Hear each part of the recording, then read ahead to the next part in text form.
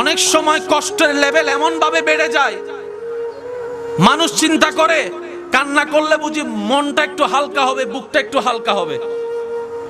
অনেক সময় কান্না যখন লেভেলটা বেড়ে যায়, বুকের যন্ত্রণাও বেড়ে যায়, কষ্টও বেড়ে যায়। কোরআন এমন এক আসমানি কিতাব, আল্লাহ পাকের দয়া, যেটা অশান্ত মনওয়ালা বুকের মধ্যে জড়িয়ে নিল মনটা শান্তি হয়ে যায়।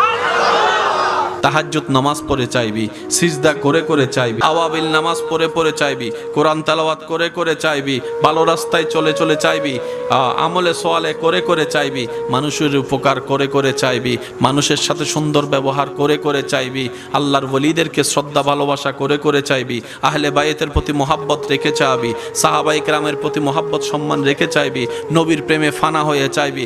বান্দা, তুই তোর জায়গা থেকে ঈমানটা নিয়ে নেক আমলের সাথে আমি রবের দরবারে সাহায্য চাইতে চাইতে নেক আমল করতেই থাক, করতেই থাক, করতেই থাক।